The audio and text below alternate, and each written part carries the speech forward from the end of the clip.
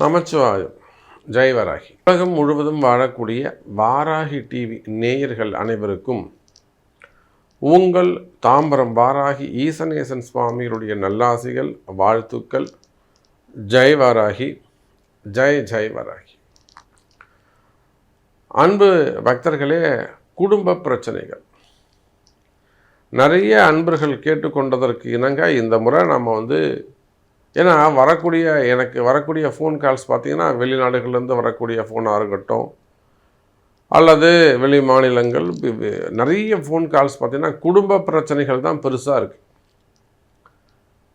இன்றைக்கி கால சூழ்நிலை குடும்பத்தில் நிம்மதி இல்லாமல் இருக்கா சாமி.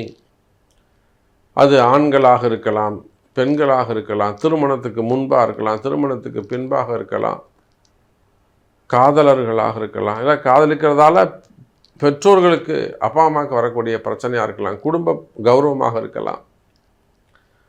அப்போ எனக்கு ஒரு ஃபோன் கால்ஸ் வருதுன்னா இதுதான் ஒன்று, பொண்ணை பற்றி பேசுகிறாங்க, இல்லை பையனை பற்றி பேசுகிறாங்க, இல்லை மாப்பிள்ளையை பற்றி பேசுகிறாங்க, அப்படி இல்லைன்னா வீட்டுக்காரை பற்றி பேசுகிறாங்க, அப்படி இல்லைன்னா கணவன் மனைவி பற்றி பேசுகிறாரு, மாமியாரை பற்றி பேசுகிறாரு.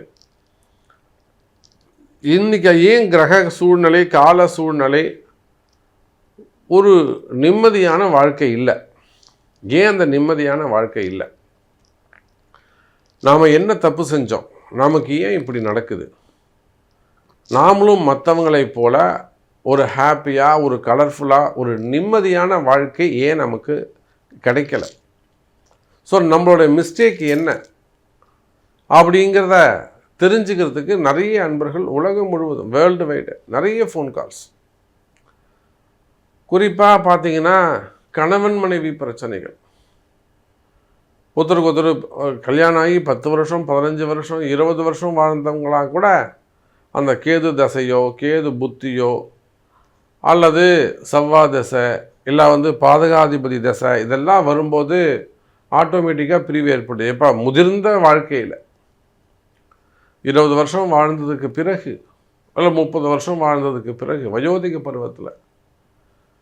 ஆனால் இப்போ நியர்பையாக கல்யாணம் பண்ணாங்க, ஒரு 6 மாதம் தான் ஆகுது, 2 வருஷம் ஆகுது, ஒரு 5 வருஷம் ஆகுது, ஒரு குழந்தை இருக்கும்.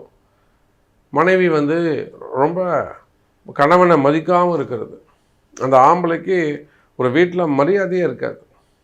அது அந்த ஆம்பளையுடைய மனவேதனை இருக்கே, அது சொல்லி மாளாது.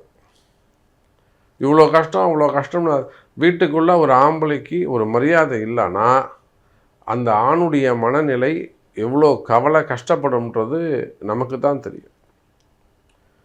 அப்போது குழந்தை பிறந்தது சாமி, வேணுமுனே கூட்டு போய் வச்சுருக்காங்க, மாமியார் பண்ணுற வேலை, வேணுமுனே இழுத்து போயிட்டாங்க சாமி, கம்ப்ளைண்ட் கொடுக்க வச்சுட்டாங்க, போலீஸ் கேஸ் ஆகுது, அந்த மாதிரி பொண்ணு அது கிடையாது, என்னை விட்டு பிரிஞ்சு இருக்காது அப்படின்லாம் அவர் வருத்தப்படுவார். இன்னொரு பக்கம் பார்த்திங்கன்னா ஒரு குடும்பத்தில் அந்த மனைவி ஆங்கினவங்க அந்த குடும்பத்தையே எடுத்து தன் தலையில் போட்டு சுமப்பாங்க, குடும்பத்துக்காகவே உழைப்பாங்க. ஆனால் ஒன்று கணவர் மதிக்க தெரியாது, அம்மாவோட சேர்ந்துட்டு ஏதாவது ஒன்று பண்ணுவார், இல்லை கணவர் சப்போர்ட் இருக்கும், மாமனார் மாமியார் சப்போர்ட் இருக்காது. அப்போ ஆணாக இருந்தாலும் பெண்ணாக இருந்தாலும் வீட்டில் உழைச்சி கஷ்டப்பட்டு நமக்கு ஒரு அவமரியாதை ஏற்படுது, நமக்கு ஒரு வீண்பழி வருது, ஒரு நல்ல பேர் இல்லைனாக்கா உழைச்சி அதாவது சம்பாரித்து கொடுத்து குடும்பத்தை காப்பாற்றி அப்போ கூட ஒரு நல்ல பேர் இல்லை, அவப்பெயர் தான் ஏற்படுது, வீண்பழி தான் வருதுனாக்கா இதெல்லாம் சரி பண்ணிக்கணும்.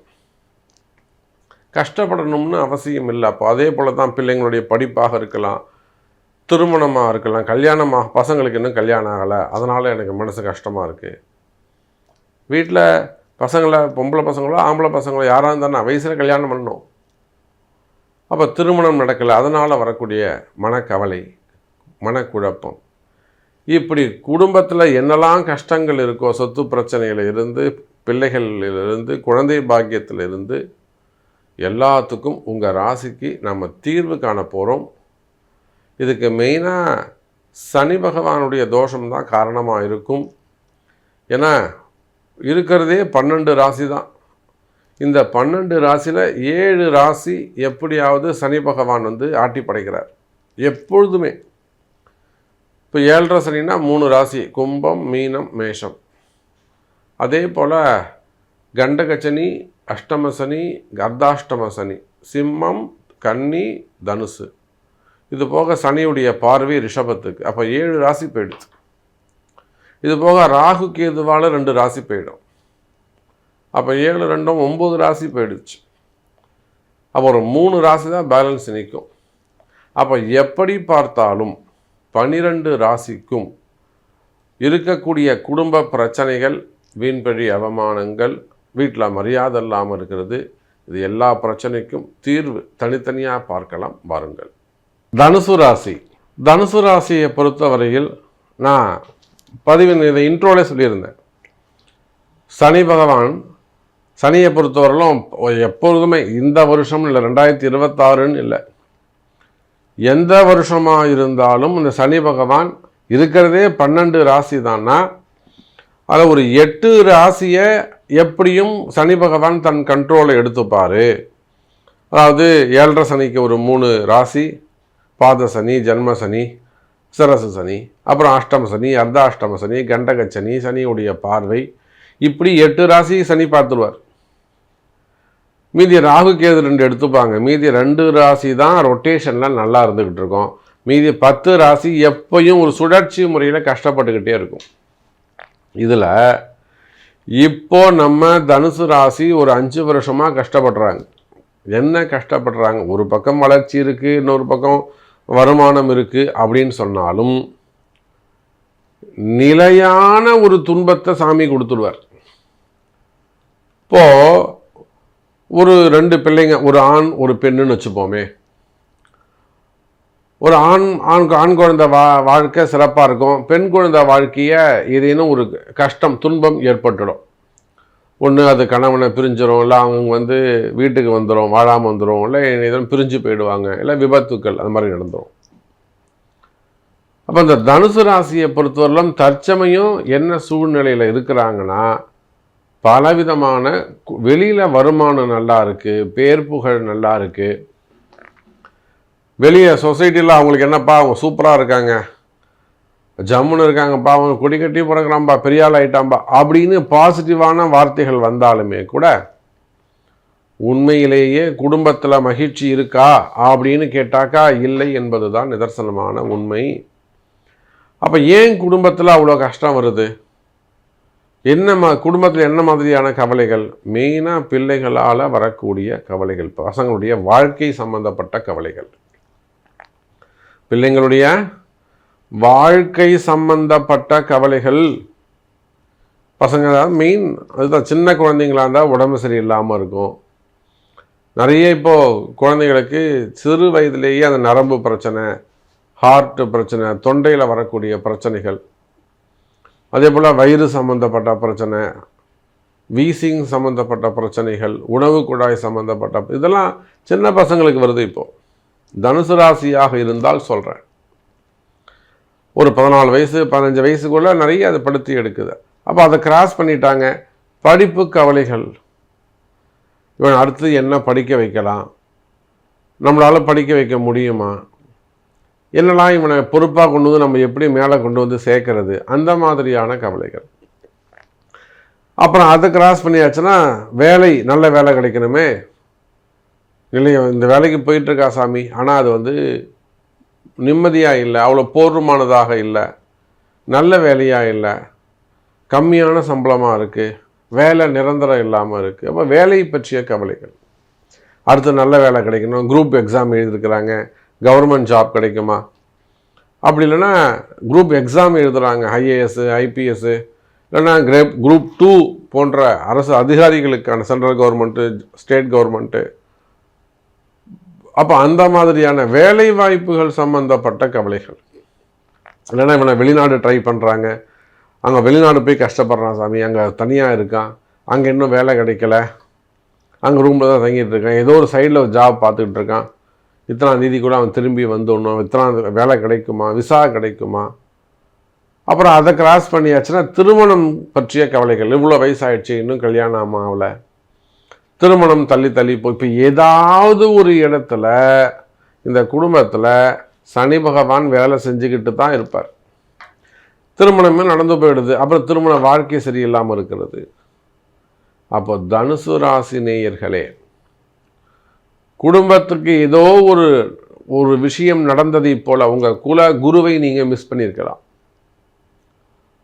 உங்கள் குலகுரு என்பவர் உங்கள் குடும்பத்துக்காக தன்னையே அர்ப்பணித்தவர் தான் குலகுரு, வேறு யாரும் கிடையாது. நீங்கள் உங்கள் குடும்பம் நல்லா இருக்கணும்னு ஒரு இதயம் நினைக்குதுன்னா அவங்க தான் அந்த குடும்பத்துக்கான குருவாக இருப்பார். அந்த குல குருவை நீங்கள் மிஸ் பண்ணியிருக்கலாம், அல்ல குருவுடைய ஆசீர்வாதம் இல்லாமல் இருக்கலாம். ஏன்னா நீங்கள் வீடு குருவுடைய வீடு, இல்லை அலட்சியம் செஞ்சுருக்கலாம், உதாசீனம் அவமரியாதை செய்திருக்கலாம். ராசி இல்லாத ஆளுங்க, ராசியில் கைராசியே இல்லாத ஆள், நான்லாம் பண்ணுறதே இல்லை. இதெல்லாம் நீங்கள் அவமரியாதை பண்ணியிருக்கலாம், பேசியிருக்கலாம், அலட்சியமாக கர்வமாக பேசியிருக்கலாம். நீங்கள் வெளியில் போய் குருவை பற்றி தவறாக சொல்கிறது, பழகக்கூடிய இடங்களில் தவறாக சொல்கிறது, இதுக்கெல்லாம் குருக்கு அதுக்கு சம்மந்தமே இருக்காது. ஆனால் நீங்கள் சுமக்க வேண்டியது இருக்கும். அந்த குரு மனசார உங்களை வாழ்த்தும் வரையும், அவர் மனசார வாழ்த்தும் வரை, மன்னிக்கும் வரை நீங்கள் எத்தனை கோயில் போய் எவ்வளோ தீபம் போட்டு நீங்கள் எத்தனை ஐயரை வச்சு எவ்வளோ ஹோமம் பண்ணாலும் அந்த குரு மனசு மன்னிக்காமல் நீங்கள் ஜெயிக்க முடியாது.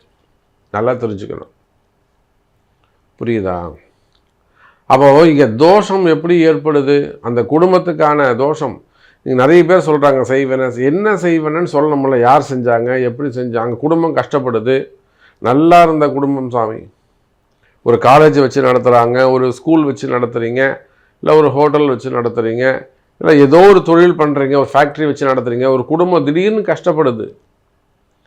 இந்த கஷ்டம் எங்கே ஆரம்பிச்சுது அதை கண்டுபிடிச்சி சொல்லணும்ல. அதுதான் இந்த தெய்வ ரகசியம். அப்போ தனுசு ராசி என்பவர்களே, உங்கள் ரகசியத்தை அறிந்தவன் நான். இன்னும் முழு விவரமாக சொல்லணும், இன்னும் டீட்டெயிலாக சொல்லணும்னா அவங்க பிறப்பு ஜாதகம் பார்த்தா ஈஸியாக சொல்லிடலாம், அதுக்கான பரிகாரங்களும் சொல்லிடலாம். அப்போ தனுசு ராசி என்பவர்களே, நல்ல முறையில் இருப்பீர்கள். இந்த குடும்ப பிரச்சனைகள் எல்லாம் தீர்ந்து நல்ல முறையில், நல்ல மகிழ்ச்சியான முறையில் இருக்க வாராகி வழிபாடு கை கொடுக்கும். நீங்கள் சொன்னது எல்லாமே எனக்கு கரெக்டு சாமி, நீங்கள் சொன்னது அத்தனையும் உண்மை சாமி. அப்போ வாராகி வழிபாடு கை கொடுக்கும், குருவருள் திருவருள் கூட்டும். தனுசு ராசி அன்பர்களே.